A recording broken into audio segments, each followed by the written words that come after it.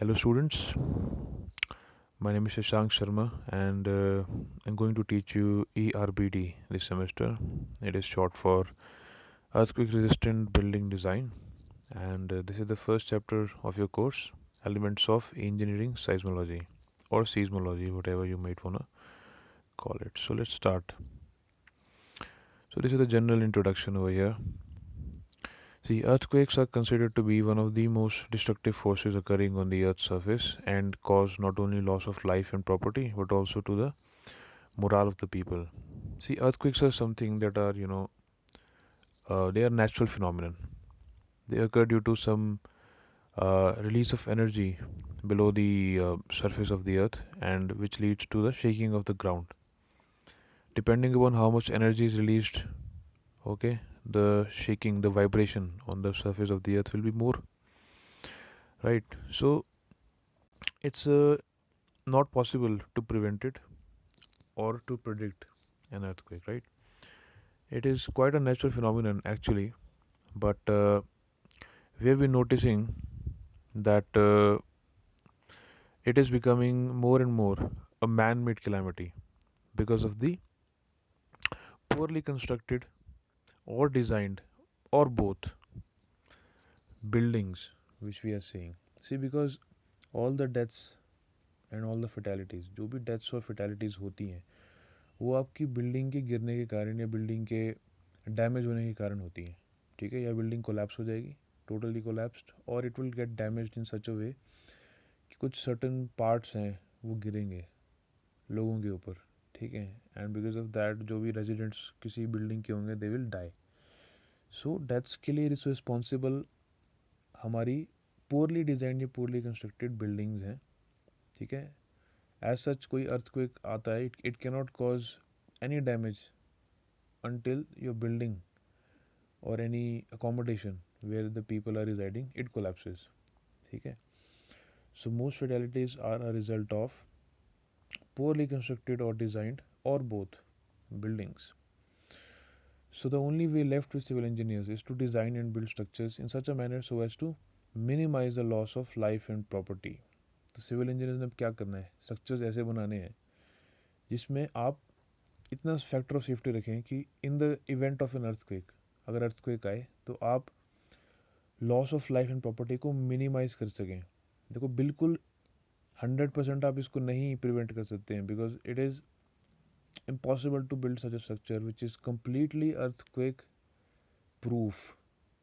ठीक है, earthquake proof structures बनाना बहुत ही ज़्यादा कॉस्टली और बहुत ही ज़्यादा डिफ़िकल्ट होता है. So we don't design earthquake proof structures, but we do design earthquake resistant structures जिसमें फिर आप loss of life and property को मिनिमाइज कर सकें. ठीक है, और ऐसे स्ट्रक्चर्स को अर्थक्वेक रेजिस्टेंट स्ट्रक्चर्स कहते हैं.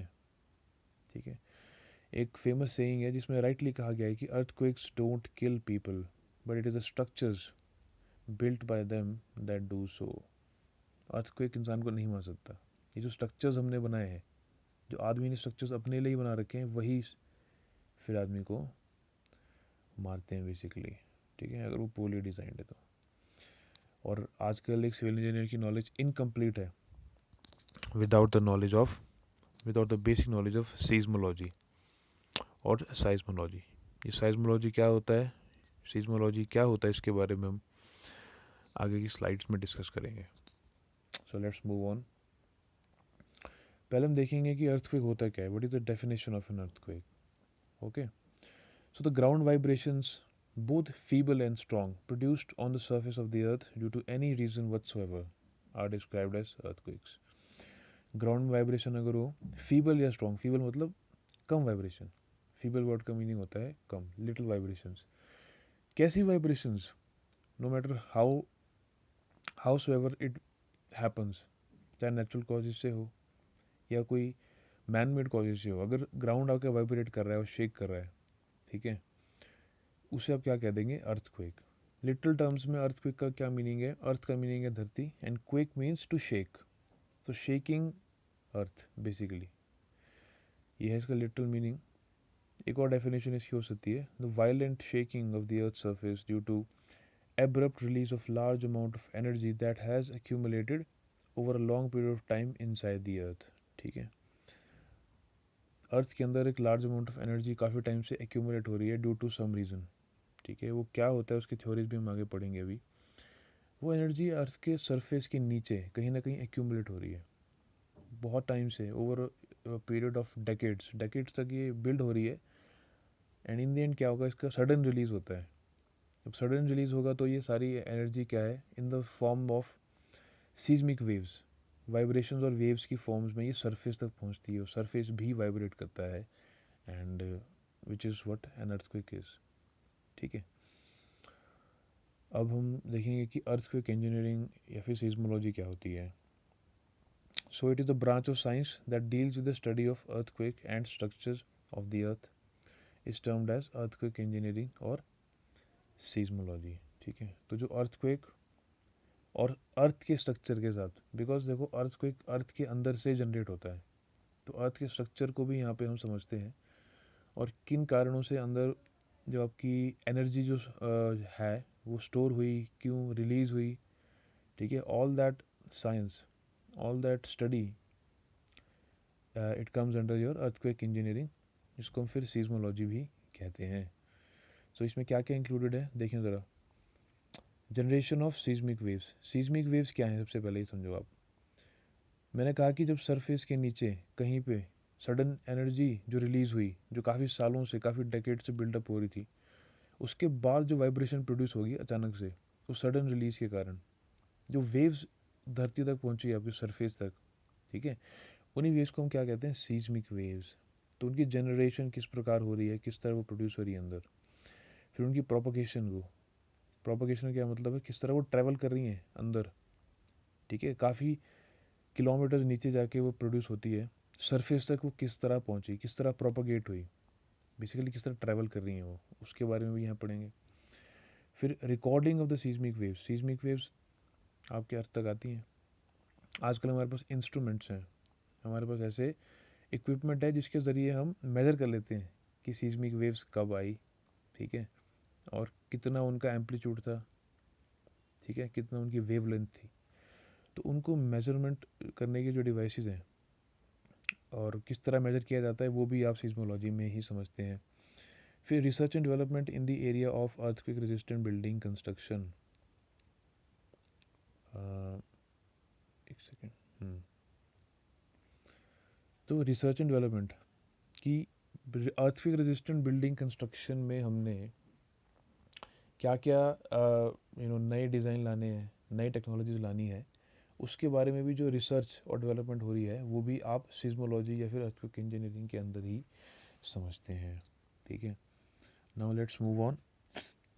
अब आ रही हैं कुछ इंपॉर्टेंट डेफिनेशंस जो कि आपके एग्जाम पॉइंट ऑफ व्यू से भी इंपॉर्टेंट है और इनकी knowledge as a civil engineer आपको होनी चाहिए। So first of all is your focus, ठीक है। फोकस, सीस्मिक सेंटर और हाइपोसेंटर, ये तीन नाम है एक ही चीज़ के लिए। ये होता क्या है? So it is the exact point और place inside the earth surface at which an earthquake originates, ठीक है। मैंने आपको बताया कि अर्थ के सरफेस के नीचे आपका क्या हो रहा है, अर्थक्वेक का ओरिजिन हो रहा है। तो मैं अगर इस डायग्राम पे यहाँ पे फोकस करूँ, जूम करूँ, तो ये देखिए यहाँ पे, ये आपका अर्थ का सरफेस है ऊपर, ठीक है। कहीं नीचे क्या है, एक पॉइंट है, ठीक है। आपको ये दिख रही है फॉल्ट लाइन, लिखा है फॉल्ट। ये फॉल्ट लाइन बेसिकली एक फ्रैक्चर होता है आपके दो रॉक फ्रेगमेंट्स के बीच में। एक रॉक फ्रेगमेंट यहाँ लेफ़्ट साइड है और एक रॉक फ्रेगमेंट यहाँ पे राइट साइड है। इनके बीच में क्या है, एक स्लिप हो गया बेसिकली, बीच में रिलेटिव मूवमेंट हो गई है और उसके कारण जहाँ पे एनर्जी रिलीज़ हुई, ये पॉइंट यहाँ पे जहाँ पे ये बड़ा सा निशान बना है, इस पॉइंट पे सडन एनर्जी रिलीज़ हुई, ठीक है। तो वो पॉइंट जहाँ पे अर्थक्वेक जनरेट हुआ बेसिकली, जहाँ से ये एनर्जी रिलीज़ हुई, उसे हम क्या कह देते हैं, हाइपोसेंटर या फिर फोकस, ठीक है। तो मैं ज़रा जूम आउट कर लूँ, हाँ। सो it is a place at which an earthquake originates, basically जहाँ से अर्थक्वेक ओरिजिनेट हुआ, सरफेस के नीचे ये पॉइंट होता है। फिर बात करेंगे एपिसेंटर की। तो ये वो पॉइंट है जो अर्थक्वेक, सॉरी, ये आपका जो फोकस है, हाइपोसेंटर था, उसके जस्ट वर्टिकली अबव, कहाँ पे, सरफेस पे। देखो यहाँ पे फोकस है नीचे और बिल्कुल वर्टिकली अबव सरफेस के ऊपर जो आपका पॉइंट है, बेसिकली जो इमीडिएटली नियरेस्ट पॉइंट है, परपेंडिकुलर डिस्टेंस सबसे छोटा डिस्टेंस होता है. So the nearest point on the surface of the earth right vertically above the focus is known as your epicentre. ठीक है. अब लॉजिकली इस पॉइंट पे सबसे ज़्यादा नुकसान होना चाहिए, क्योंकि सबसे जल्दी और सबसे डिस्ट्रक्टिव साइज्मिक वेव्स जो हैं वो यहीं पे पहुंचेंगी.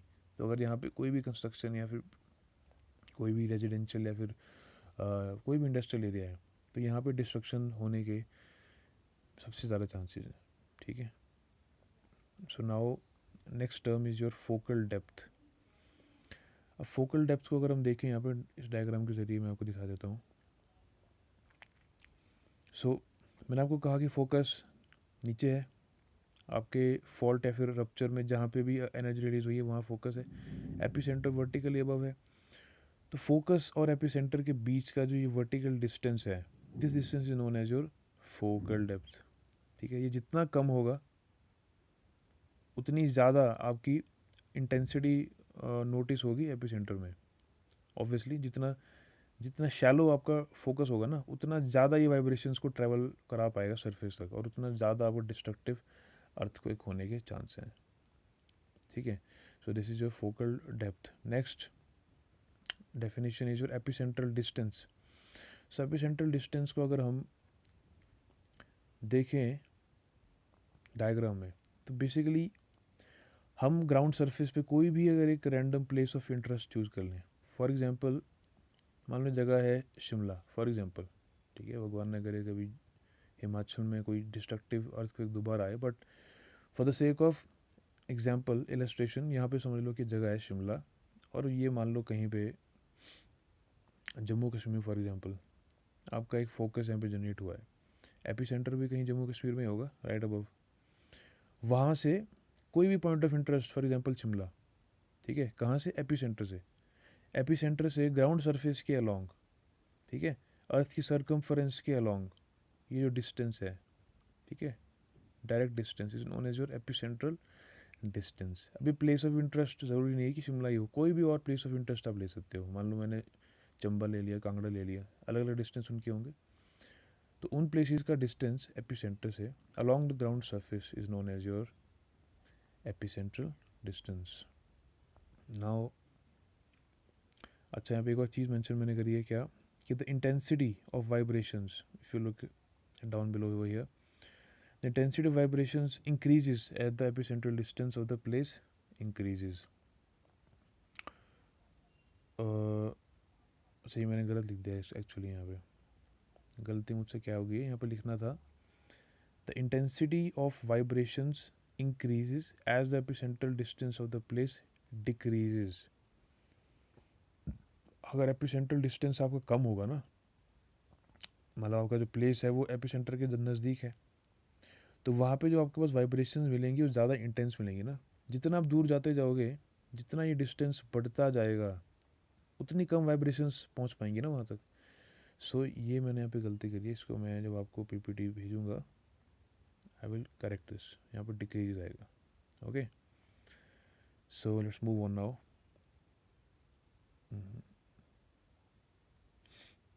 Now is your next definition anti centre.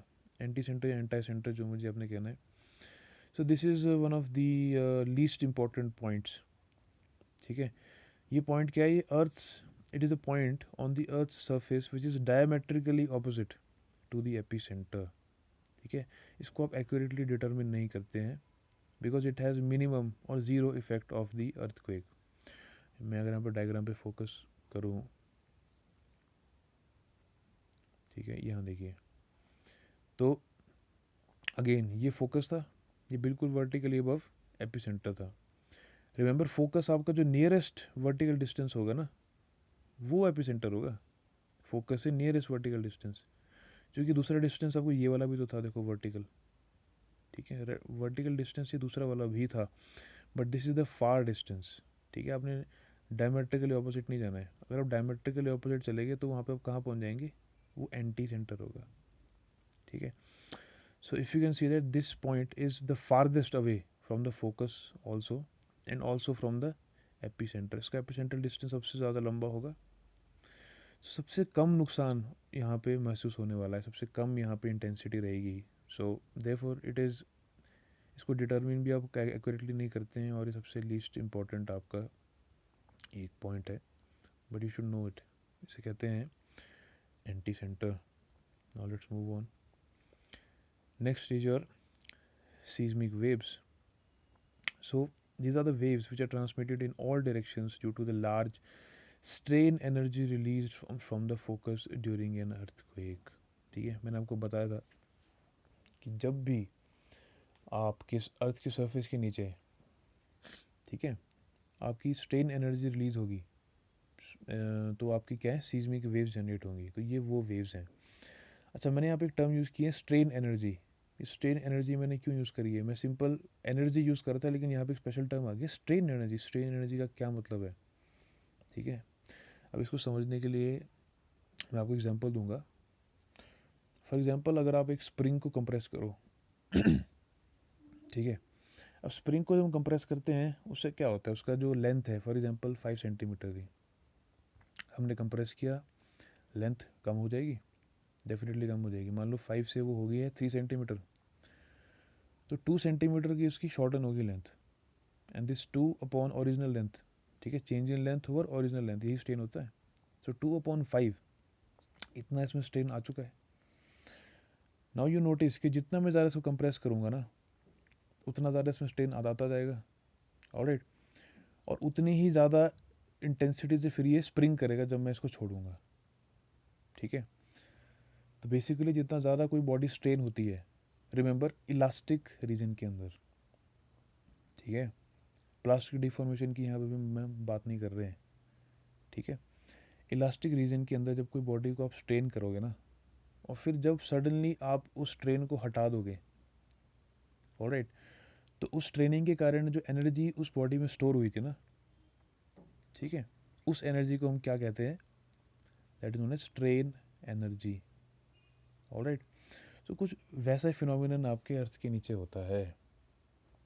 आपके जो वेरियस रॉक्स हैं, जो प्लेट्स हैं, ठीक है, आपका जो सरफेस है हार्ड रॉक का बना है, ठीक है, ऊपर टॉप सॉइल होती है, नीचे हार्ड रॉक होता है, और अलग अलग रॉक के जो बेसिकली प्लेट्स हैं या फ्रैगमेंट्स हैं जो रिलेटिवली मूव करते रहते हैं, उनके बीच में फ्रिक्शन होती है। फ्रिक्शन के कारण वो फ्रीली मूव नहीं कर पाते, ठीक है। इस फ्री मूवमेंट को रिस्ट्रिक्ट जब ये हो जाती है ना, तो ये बॉडी स्ट्रेन करती है फिर, और स्ट्रेन एनर्जी क्या है, वो स्टोर होती रहती है, ठीक है, काफ़ी ईयर्स तक, डेकेड्स तक। और सडनली फिर क्या होगा, एक दिन जब ये इनकी लिमिट रीच हो जाएगी, जब इनका क्या कहते हैं इसे, यील्ड पॉइंट जैसे ही आ जाएगा, फिर ये सडनली आपकी उस स्ट्रेन एनर्जी को रिलीज़ करेंगे, and the energy is released in the form of seismic waves और साइज्मिक वेव्स, ठीक है।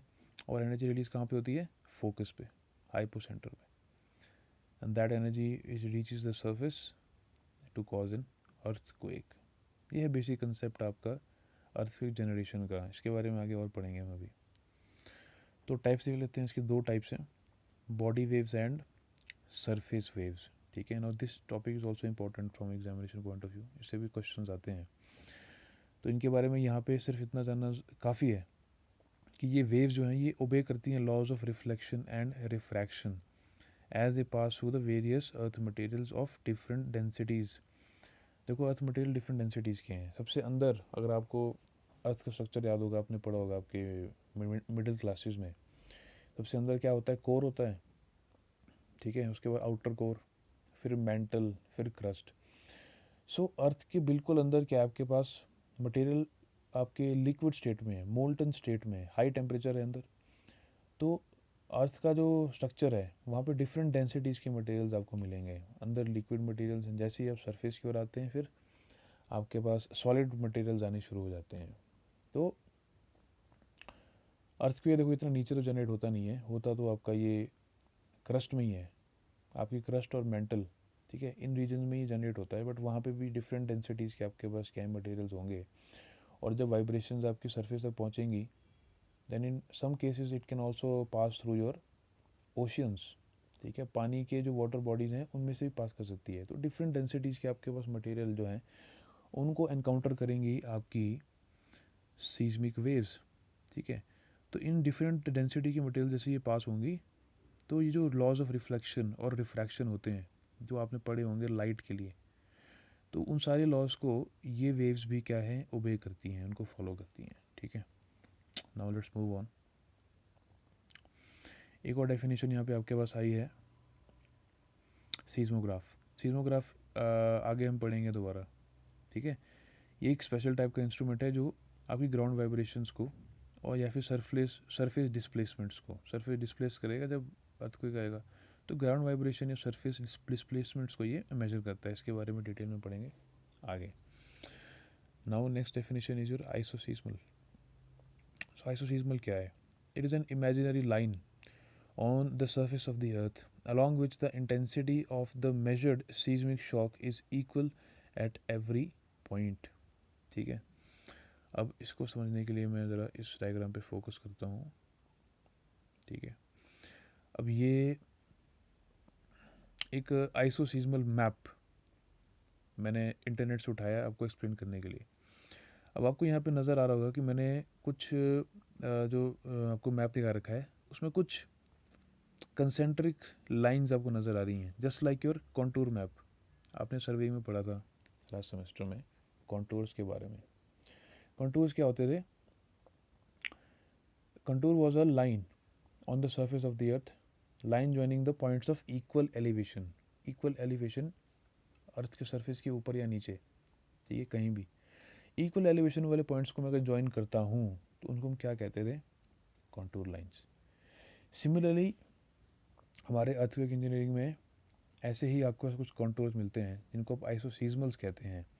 अब ये जो लाइंस हैं ये आपके पॉइंट्स ऑफ इक्वल इंटेंसिटी को ज्वाइन करती हैं, ठीक है। अब इंटेंसिटी क्या होती है इसके बारे में हम आगे दोबारा देखेंगे, यहाँ पे अभी मैं इसको मेंशन नहीं करूँगा। बट इंटेंसिटी को डिनोट किया जाता है इन रोमन न्यूमरल से, जैसे आप यहाँ देख रहे हो 2 to 4 5 6 7, यहाँ पे सेंटर में 11 है। अब यहाँ देखो, ये अलास्का का एक डायग्राम है आपके पास। जुलाई 9 1958 में एक अर्थक्वेक आया था जिसका मैग्नीट्यूड 7.9 था, ठीक है। ये दो टर्म्स आपने याद रखनी है हमेशा कि अर्थक्वेक से को जब क्वांटिफाई करते हैं, इसका जब साइज़ आप डिस्कस करते हैं ना, तो दो चीज़ें आती हैं, एक मैग्नीट्यूड आएगा, ठीक है, और एक इंटेंसिटी आएगी, ठीक है, जो नीचे लिखी है। जो हम मेज़र कर रहे हैं यहाँ पे मॉडिफाइड मर्कैली स्केल पे, ये इंटेंसिटी आपकी एज यू कैन सी 1 से लेके 11 तक जाती है, ठीक है। मर्कैली स्केल एक होता है हमारे पास जिसके बारे में आगे डिस्कस करेंगे, और भी स्केल्स होते हैं बट यहाँ पे हम मर्कैली स्केल दिख रहे हैं। सो मर्कैली स्केल पे इंटेंसिटी को मेजर किया जाता है रोमन न्यूमरल्स में 1 से लेके 11 तक, ठीक है। जितना छोटा नंबर होगा उतनी इंटेंसिटी कम होगी। जैसे आपका नंबर आपका बढ़ता जाएगा, ठीक है, 6 7 8 9 10 11 तक जाएगा तो इंटेंसिटी बढ़ रही है। और मैग्नीट्यूड को आप रिप्रेजेंट करते हैं एक नंबर में, ठीक है। 6 से बड़ा जो भी मैग्नीट्यूड होगा वो डिस्ट्रक्टिव होता है, ठीक है। इनकी डिटेल में हम आगे जाएंगे, मैग्नीट्यूड क्या होता है, इंटेंसिटी क्या होती है। यहाँ पे बस इतना समझना ज़रूरी है कि हम इंटेंसिटी को यहाँ पे मैप पे दिखा रहे हैं। तो जो भी आपको यहाँ पे पॉइंट्स दिख रहे हैं ना, अगर मैं इस लाइन को कंसिडर करूँ, ठीक है, इस लाइन पे जहाँ पे भी आपके जो भी पॉइंट मैं इस लाइन पे ले लूँगा ना, वहाँ पे इंटेंसिटी बराबर है, ठीक है। और इंटेंसिटी कितनी है? 6, यहाँ पे 7 में लिखा है इसके। ये वाली लाइन 5 की है, और ये वाला जो लाइन यहाँ पे है ये 2 to 4 इन्होंने एक्यूमुलेट करके लिखा हुआ है, ठीक है। और आप देख रहे हैं कि ये जो सेंटर वाला पॉइंट है ये एपी सेंटर है, ये वर्टिकली अबव है कि इसके फोकस के, तो ऑटोमेटिकली इसके जो नियरेस्ट आपका रीजन है वहाँ पे सबसे ज़्यादा इंटेंसिटी है कितनी? 11 की, ठीक है। सो इन लाइंस को हम क्या कहते हैं? These lines are known as your isoseismal lines, ठीक है, या फिर शॉर्ट में सीधा हम कह देते हैं कि आइसोसीजमल है ये। और ये जो मैप है इस मैप को हम क्या कह देते हैं, ये आइसोसीज़मल मैप है। ओके, और यही आपकी नेक्स्ट डेफिनेशन है। तो यहाँ पे सेम मैंने मैप आपको दिखाई दिया दोबारा। So that map which shows your isoseismals is known as your isoseismal map. इसका यूज़ क्या है, सीज़मिक जोन्स के डेवलपमेंट के लिए इम्पोर्टेंट है। अब सीज़मिक जोन्स क्या होते हैं, इनके बारे में आगे डिस्कस करेंगे। बेसिकली ये आपके किसी भी कंट्री को या किसी भी रीजन को हम डिवाइड कर देते हैं in various areas, depending upon कि कितनी प्रोबेबिलिटी है कि वहाँ पे दोबारा अर्थक्वेक आएगा। ठीक है, फॉर एग्जांपल हमारे हिमालयन रीजन्स जो हैं, ठीक है, हिमालयन रीजन्स और इंडो गेंजेटिक प्लेन्स, जहाँ पे गंगा रिवर बहती है, उसके जो प्लेन्स हैं आपके उत्तर प्रदेश बिहार के, और हिमालयन रीजन्स में क्या है आपकी जम्मू कश्मीर, हिमाचल प्रदेश, उत्तराखंड, सिक्किम और नॉर्थ ईस्ट की सारी स्टेट्स। ये जो रीजन आपका है ना, ये वो जोन है जहाँ पे हाई रिस्क, ठीक है, होता है। It is a very high risk zone. Zone 4 और जोन 5 में आता है। जोन्स आपके जोन 2 से लेकर जोन 5 तक जाते हैं, इसके बारे में आगे डिस्कस हम करेंगे। तो उनकी डेवलपमेंट के लिए, सीस्मिक जोन्स की डेवलपमेंट के लिए आपको ये आइसोसीजमल डेटा चाहिए होता है। और long term planning on earthquake preparedness. Preparedness क्या है, अर्थक्वेक के लिए हम किस तरह प्रिपेयर करें, ठीक है, अर्थक्वेक अगर आएगा उसके बारे में हम कैसे प्रिपेयर कर सकते हैं, वो भी प्लानिंग जो उसके रिगार्डिंग है, उसके लिए भी ये हेल्प करता है साइंटिस्ट को। Now let's move on. अब हम बात करेंगे साइज्मिक जोन्स की, जिसके बारे में हम अभी डिस्कस कर रहे थे। तो ये बेसिकली क्या है साइज्मिक जोन्स, इनको साइज्मिक बेल्ट्स भी कहते हैं। ये रीजन्स हैं अर्थ के सरफेस के ऊपर जहाँ पे अर्थक्वेक अगर होने की फ्रीक्वेंसी ज़्यादा है, वेयर अर्थक्वेक्स अगर फ्रीक्वेंटली, ठीक है, उनको हम सीस्मिक जोन्स कह देते हैं। So depending upon the seismic activities they are divided into mainly 3 parts: highly seismic, moderately seismic and poorly seismic. तो इंडिया के अंदर Himalayan regions and Indo Gangetic plains are considered to be highly seismic. तो जहाँ पे हम रह रहे हैं हिमाचल प्रदेश में, ठीक है, हमारा जो रीजन है वो काफ़ी ज़्यादा हाईली सीस्मिक है। सो यू कैन इमेजिन कि यहाँ पे अर्थक्वेक रेजिस्टेंट बिल्डिंग कंस्ट्रक्शन और डिज़ाइन की कितनी ज़्यादा ज़रूरत है। Let's move on. तो ये आपका सीस्मिक जोनेशन और इंटेंसिटी वाला जो मैप है, ठीक है, ये आपके पास है। ये आपके IS कोड्स में अवेलेबल है 1893 में। ये 2002 का मैप आपके पास है, ठीक है। अब ये मैप 2002 में क्यों निकाला गया था, इसके बारे में भी मैं डिस्कस करूँगा। 2001 में 2001 में एक सिवियर अर्थक्वेक आया था, कहाँ पे, यहाँ पे आया था। ये जो रेड जोन आपको दिख रहा है ना, गुजरात का ये रन ऑफ कच्छ वाला एरिया है, which is adjacent to Pakistan, ठीक है, यहाँ पाकिस्तान है, यहाँ पे गुजरात है। यहाँ पे भुज नाम की जगह थी। 2001 को रिपब्लिक डे के दिन ये अर्थक्वेक आया था। 7.9 इसका मैग्नीट्यूड था, कोई 13,800 लोग इसमें मरे थे। उसके बाद आपका जो सीस्मिक जोन वाला जो मैप था उसको दोबारा बनाया गया था। उससे पहले ये कुछ और होता था, ठीक है, और उस मैप में जोन 1 भी इंक्लूडेड था, ठीक है। 2002 के बाद क्या कर दिया, जोन 1 और जोन 2 को इन्होंने मर्ज कर दिया। अब जोन 1 नहीं एग्जिस्ट करता, एक जोन 2 ही बना दिया है, क्योंकि जोन 1 और जोन 2 क्या है, लो रिस्क जोन्स हैं। यहाँ पे इंटेंसिटी आपकी रोमन न्यूमरल 6 बर्केली स्केल से नीचे होती हैं, ठीक है। तो यहाँ पे आपका ज़्यादा डिज़ाइन कंसिडरेशंस नहीं होती हैं, तो हमने इन दोनों जोन्स को क्या है आपस में मर्ज ही कर दिया है। और ये जोन्स आपको यहाँ ब्लू में नज़र आ रहे हैं, ठीक है, Rajasthan, Madhya Pradesh, Orissa, Andhra, Karnataka, Tamil Nadu, some parts of Bengal also and Jharkhand also. और जोन 3 आपका मॉडरेट रिस्क जोन होता है, यहाँ इंटेंसिटी 7 तक जाती है, और ये आपको येलो में नज़र आ रहे हैं, ठीक है। उससे पहले कि आपका जो भुज था ना 2002 से पहले, this region of Gujarat it use to lie in your zone 3, क्योंकि यहाँ पे आज तक कभी अर्थक्वेक आया नहीं था, किसको पता ही नहीं था कि यहाँ पे भी आपके पास रिस्क है। बट जब सडनली यहाँ पे आपके पास अर्थक्वेक आया, तो 2002 में आपने मैप को रिवाइज किया और इस जोन को भी आपने फिर जोन 5 में इंक्लूड कर लिया, ठीक है। And zone 5 is what, very high risk zone, area liable to shaking intensity of 9 and above, ठीक है। 9 एंड अबव वाली इंटेंसिटी क्या है, काफ़ी ज़्यादा डिस्ट्रक्टिव होती है। सो और कौन से रीजन्स आपके पास जो है रेड में आते हैं, देखो हिमाचल प्रदेश के रीजन्स आते हैं, ठीक है। हिमाचल प्रदेश के आपके कांगड़ा, चंबा, मंडी, ये कुछ रीजन्स हैं जो 5 में आते हैं। और बाकी रीजन्स भी अगर आप देखें तो ऑरेंज है, विच इज़ जोन 4। तो हिमाचल जोन 4 और 5 में लाई करता है। And some other regions are Uttarakhand, this region of Bihar, और पूरा नॉर्थ ईस्ट आपका जोन 5 में लाई करता है, ठीक है। अबाउट 59% ऑफ एरिया, ठीक है। मतलब जोन 3, 4 और 5 मिला के 59% के अराउंड आता है। It is liable to seismic hazard damage, ठीक है। तो ये है सीज्मिक जोन मैपिंग। आपने इंडिया को वेरियस जोन्स में डिवाइड कर रखा है डिपेंडिंग अपॉन कितना रिस्क है आपके सीज्मिक हज़ार्ड डैमेज का, ठीक है। तो इसकी डेवलपमेंट के लिए आप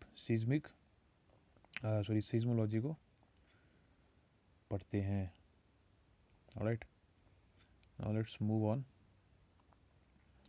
वो आपके पास डेफिनेशन आ रही है किसकी, फॉल्ट की। फॉल्ट क्या है, इट इज़ अ फ्रैक्चर और a crack along which the blocks of Earth's mass move relative on either side parallel to the fracture is termed as a fault।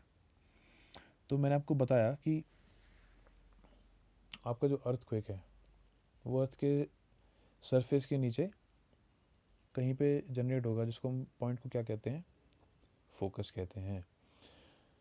अब वो जो जनरेशन हो रही है अर्थक्वेक की, वो हो क्यों रही है, बिकॉज आपके अर्थ के सरफेस के अंदर जो भी रॉक के पीसीज हैं, ठीक है, ठीक है, लार्ज मासेस ऑफ रॉक होते हैं जो क्या है एक दूसरे से डिफरेंट डायरेक्शन में मूव करना शुरू कर जाते हैं। फॉर एग्जांपल मैं अगर यहाँ पे देखूँ, ये 2 डिफरेंट रॉक फ्रैगमेंट्स हैं, ठीक है, 2 डिफरेंट रॉक प्लेट्स थी। इनमें से एक लेफ़्ट साइड मूव करना शुरू कर गया था और राइट वाला राइट साइड मूव करना शुरू कर गया था। तो रिलेटिव मूवमेंट के कारण क्या है कि बीच में एक फ्रैक्चर आपको नज़र आ जाता है, ठीक है।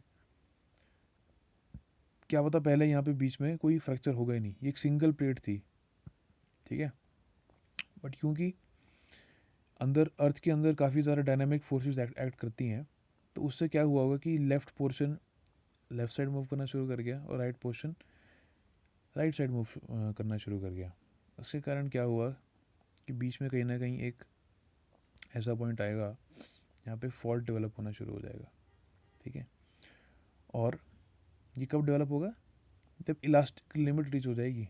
मैंने डिस्कस किया था, इलास्टिक लिमिट जब रीच होती है, पहले हल्का सा फ्रैक्चर आएगा, ठीक है, हल्का सा फ्रैक्चर आएगा, और जब ये मूवमेंट ज़्यादा हो जाएगी तो इस फ्रैक्चर के लॉन्ग, इस लाइन के लॉन्ग फिर आपकी प्लेट्स क्या हैं, स्लाइड करना शुरू करती हैं, स्लाइड करना शुरू करेंगी पैरेलल टू द फ्रैक्चर। और इसी स्लाइड के कारण क्या है, सडन फिर एनर्जी के रिलीज़ होते हैं कहीं ना कहीं बीच में, जहाँ पे फिर आपकी फोकस बन जाती है अर्थक्वेक की, ठीक है। तो इन प्लेट्स को, जो रॉक की प्लेट्स हैं, इन्हें कहते हैं टेक्टोनिक प्लेट्स, ठीक है। और सडन स्लिप जो होगा releases the large amount of strain energy stored in the interface rocks generating seismic shocks। तो इसी मूवमेंट के कारण, जो इस फॉल्ट लाइन के अलॉन्ग जो मूवमेंट होगी ना इन टेक्टोनिक प्लेट्स की, इसी मूवमेंट के कारण सडन रिलीज होती है एनर्जी की, ठीक है, जिसे फिर हम अर्थक्वेक कहते हैं। तो ये फॉल्ट्स आपके 3 टाइप के हो सकते हैं, नॉर्मल फॉल्ट, थ्रस्ट फॉल्ट, या फिर स्ट्राइक स्लिप फॉल्ट। इनको हम देखते हैं आपके नेक्स्ट स्लाइड्स में। ये है नॉर्मल फॉल्ट। तो देखो ध्यान से देखो, नॉर्मल फॉल्ट में क्या होता है कि आपका जो राइट साइड वाला आपका जो प्लेट है, टेक्टोनिक प्लेट है, वो लेफ़्ट साइड वाली टेक्टोनिक प्लेट से दूर जा रही है, दूर जा रही है, और अगर एक इंक्लाइंड सरफेस के अलॉन्ग जाएगी तो ये नीचे भी जाएगी। So movement is rightwards and downwards also. इसके कारण क्या है, सडन रिलीज ऑफ एनर्जी होगी कहीं ना कहीं पे, उसके कारण इसी प्लेन के अलॉन्ग कहीं पे फोकस बनेगा और एपिसेंटर राइट अबव होगा, और वाइब्रेशंस आपको फील होंगी सरफेस के ऊपर। सो this is normal fault. Next देखें रिवर्स फॉल्ट। रिवर्स फॉल्ट में नॉर्मल फॉल्ट से जस्ट ऑपोजिट हो रहा है। आपकी जो राइट वाली प्लेट है, जो एक्टिव प्लेट है, जो मूव कर रही है, वो आपकी लेफ्ट साइड वाली प्लेट की तरफ मूव कर रही है। ठीक है, so movement is leftwards and also upwards. ठीक है, क्योंकि ये आपको जो फॉल्ट प्लेन होगा वो हमेशा इंक्लाइंड होता है, किस में, नॉर्मल फॉल्ट में भी और रिवर्स फॉल्ट में भी। This surface is inclined. So inclined जब भी सरफेस होगा तो मूवमेंट आपकी दो डायरेक्शन में हो जाएगी प्लेट की, एक लेफ्टवर्ड भी हो रही है और अपवर्ड भी हो रही है। ठीक है, ये आपको नज़र आ रहा है। सो अगेन यहाँ पे कहीं फोकस डेवलप होगा और आपका अर्थक्वेक जनरेट होगा। This is reverse fault. Then there is strike slip fault. ये थोड़ा डिफरेंट है, इसको, इसकी एनिमेशन को ध्यान से देखो। देखो क्या हो रहा है। आपका रॉक फ्रेगमेंट था, ठीक है, इसका जो लेफ्ट पोर्शन है, इसका जो लेफ्ट पोर्शन है, इसकी मूवमेंट शुरू होगी इस डायरेक्शन में, डाउनवर्ड्स। ऑलराइट, और जो राइट पोर्शन था, इसकी मूवमेंट शुरू होगी इस पोर्शन में, अपवर्ड्स। उसके कारण क्या हुआ, बीच में यहाँ पे शेयरिंग होगी। शेयरिंग आपने पढ़ी थी, ये पोर्शन शेयर ऑफ हो गया। ठीक है, कहीं बीच में वीकनेस वाला एक प्लेन आएगा जो कि वर्टिकल होता है। रिमेंबर, वर्टिकल प्लेन होगा जिसके अलॉन्ग ये शेयर ऑफ हो जाएगा और सडन स्लिप हो जाएगा, और कहीं ना कहीं इसी फॉल्ट प्लेन के अलॉन्ग, इसी फॉल्ट प्लेन के अलॉन्ग क्या हो जाएगा, आपके पास फोकस जनरेट हो जाएगा और अर्थक्वेक यहाँ पे प्रोड्यूस हो जाएगा। तो this is your strike slip fault. और यहाँ पे अगर हम देखें एक्टिव फॉल्ट, एक्टिव फॉल्ट क्या है, it is a fault along which another earthquake is likely to occur in the near future. ये ऐसा फॉल्ट है जो अभी भी मूव कर रहा है। ठीक है, और इसमें फ्यूचर में पॉसिबिलिटीज़ हैं कि दोबारा से आपकी स्टेट एनर्जी बिल्ड होनी शुरू हो जाएगी। ठीक है, और कभी ना कभी ये फ्यूचर में आफ्टर सम ईयर्स और डेकेड्स ये एनर्जी रिलीज होगी। So that fault along which a possible earthquake is likely to occur again is known as your active fault. India में ऐसे कई एक्टिव फॉल्ट्स हैं आपके हिमालयन रीजन्स में, even in your regions like Andaman and Nicobar. ठीक है, तो वहाँ पे कभी भी हम एक टाइम बॉम्ब के ऊपर बैठे हैं। ठीक है, हमारा जो हिमालयन रीजन है, हिमाचल प्रदेश का भी, उत्तराखंड का भी, ये बहुत ही ज़्यादा डायनामिक रीजन है।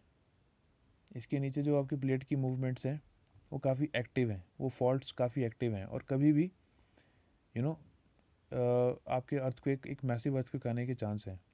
ठीक है, ये एनर्जी अगर थोड़े थोड़े लिटिल इंस्टॉलमेंट्स में रिलीज़ होती रहे ना, तो वो हमारे लिए अच्छा है। एक साथ अगर एक large amount of energy release हुई, that can be very very destructive. और ये हम देखते हैं, छोटे छोटे अर्थक्वेक्स माइनर इंटेंसिटी के, माइनर मैग्नीट्यूड के आते रहते हैं, और इस तरह जो छोटी छोटी इंस्टॉलमेंट्स में जो एनर्जी है, स्टेट एनर्जी जो बिल्ड हो रही है, वो रिलीज़ होती रहती है, which is good for us. ठीक है, फिर एक और टाइप का फॉल्ट होता है ए सीस्मिक फॉल्ट। ये एक ऐसा फॉल्ट है जहाँ पे कभी अर्थक्वेक आया ही नहीं आज तक। It is a fault where no earthquakes और seismic shocks have been observed. ठीक है, ये फॉल्ट पे कभी ना कभी आया होगा। ठीक है, before we have recorded, before humans were there, may be कभी अर्थक्वेक आया होगा, बट अब ये फॉल्ट डॉर्मेंट हो चुका है।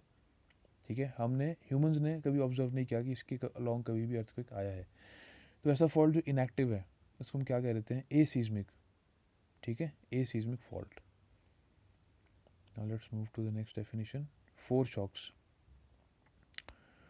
तो देखो, अर्थक्वेक जब आता है, जब मेन वाइब्रेशन अर्थक्वेक की होती है ना, जिसमें मेन डिस्ट्रक्शन होती है, उसे कहते हैं मेन शॉक। अब उस मेन शॉक से पहले और बाद में कुछ छोटे छोटे शॉक्स आते हैं। ठीक है, कुछ छोटी छोटी वाइब्रेशंस आपको महसूस हो जाती हैं मेन शॉक से भी पहले, और कुछ बाद में भी आती रहती हैं। तो जो वाइब्रेशंस जो पहले पहुंच गई ना, उन्हें कहते हैं फोर शॉक्स। ठीक है, ये स्मॉलर अर्थक्वेक्स होते हैं that occur before the major earthquake, और मेजर अर्थक्वेक को हम क्या कहते हैं, मेन शॉक भी कहते हैं। And they are caused by small ruptures and plastic deformations that start to occur before the main rupture। जब मेन रप्चर होगा ना आपके फॉल्ट में, फॉल्ट प्लेन में, उससे पहले छोटे छोटे रप्चर होने शुरू हो जाते हैं। ठीक है, छोटी छोटी प्लास्टिक डिफॉर्मेशंस होनी शुरू हो जाती हैं, जिनके कारण आपके फोर शॉक्स आते हैं। फिर मेन शॉक आएगा। ठीक है, डिस्ट्रक्शन वगैरह जो भी होगी। After that relatively small earthquakes आते हैं जो कि मेन शॉक के बाद आते हैं, उन्हें हम क्या कहते हैं, आफ्टर शॉक्स। अब ये ये जो शॉक्स हैं, ये सीक्वेंस में आते हैं और ये काफ़ी लंबे टाइम तक भी आते रहते हैं। और ये क्यों होते हैं? ये आपकी फ्रेश रप्चर्स अगर जनरेट हो जाएं या फिर रीएडजस्टमेंट हो जाए ऑफ द फ्रैक्चर्ड मास। ठीक है, अब क्या हुआ है, देखो, जब मेन शॉक आया ना, मेन शॉक में क्या हुआ है कि आपका काफ़ी ज़्यादा एनर्जी रिलीज़ हुई है, उससे तो एक बड़ी वेव आएगी ही। ठीक है, लेकिन उस बड़ी वेव के बाद भी क्या है, आपकी थोड़ा बहुत रीएडजस्टमेंट होती रहती है आपके फॉल्ट प्लेन पे। ठीक है, और ये आफ्टर शॉक्स उसी कारण आते हैं, मेन शॉक के बाद। अब ये बंद कब होंगे? जब वो सारी रीएडजस्टमेंट पूरी हो जाएगी और आपके जो रॉक मास है वो एक स्टैटिक कंडीशन में आ जाएंगे, रुक जाएंगे वो। तो ये हो गई बात फोर शॉक्स और आफ्टर शॉक्स की। अब है कुछ डेफिनेशन लाइक सुनामीज। सुनामीज क्या होती है, आपने पढ़ा होगा, ये जाइंट सी वेव्स होती हैं या फिर हार्बर वेव्स होती हैं। हार्बर वेव्स क्या होती हैं? जो हार्बर पे आती हैं। हार्बर क्या है? आपका सी शोर होता है जहाँ पे आपकी शिप्स या फिर जो बोट्स हैं वो आप उनको वहाँ पे खड़ा रखते हैं। तो जाइंट वेव्स और हार्बर वेव्स, ठीक है, जो क्यों आती है? Due to earthquakes occurring near the coastal regions और under the oceanic surface at the ocean floor. ठीक है, अब ज़रूरी नहीं है कि आपका फोकस आपके लैंड मास के नीचे ही हो। ठीक है, ये फोकस आपका ओशियनिक फ्लोर के नीचे भी हो सकता है। अगर कोस्टल रीजन या फिर बिल्कुल कोस्ट के आसपास कहीं लैंड पे आया है, या फिर आपके ओशियनिक सरफेस मतलब पानी के सरफेस के नीचे, ओशन फ्लोर के नीचे कहीं फोकस अगर है, तो उस केस में क्या होता है, ये वाइब्रेशंस आपकी ओशन के थ्रू ट्रैवल करती हैं। ठीक है, और मतलब ज़मीन पे भी महसूस होंगी, बट क्योंकि ये आपके ओशन फ्लोर के नीचे से आ रही है, तो ये क्या है, वाइब्रेशंस पानी में भी ट्रैवल होती हैं। And this water also carries these vibrations to the coastal regions in the form of very large huge waves। ठीक है, आपके अप टू 30 मीटर्स तक इनका एम्पलीट्यूड या फिर हाइट हो सकती है। And if you remember 2004 tsunami which caused wide spread damage, India में भी काफ़ी डैमेज होता है आपके कोस्टल रीजन में।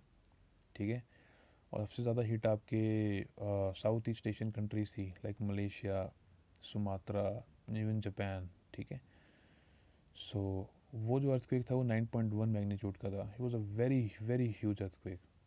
ठीक है, उसके बारे में भी हम डिस्कस करेंगे आगे। ठीक है, so these are known as tsunamis. फिर आए बात अर्थक्वेक हैज़ार्ड की।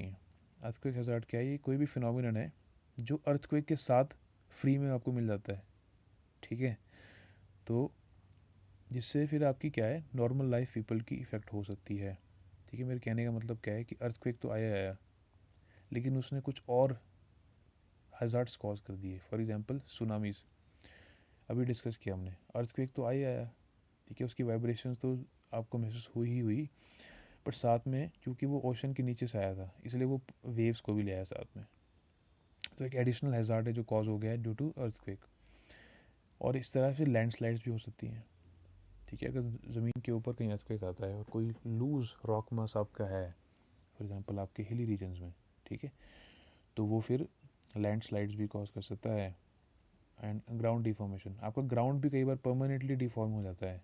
ठीक है, ग्राउंड मान लो पहले प्लेन था, मान लो वहाँ पे फॉल्ट डेवलप होगा, बिल्कुल एपिसेंटर अगर आपका मैं कंसिडर करूँ, तो आपका सरफेस भी वहाँ पे चेंज हो जाएगा। ठीक है, मैं इसके आपको कुछ पिक्स दिखाऊंगा कि ग्राउंड भी आपका डिफॉर्म हो जाएगा और वहाँ पे डेफिनेटली फिर आपकी नॉर्मल लाइफ जो है लोगों की वो इफ़ेक्ट हो जाती है। यहीं पे मैं इस लेक्चर को फिनिश करूँगा। चैप्टर भी ख़त्म नहीं हुआ, अभी इसमें 2-3 लेक्चर्स और आएंगे। यहाँ पे फिनिश करेंगे। We will continue in the coming lectures. Okay, thank you.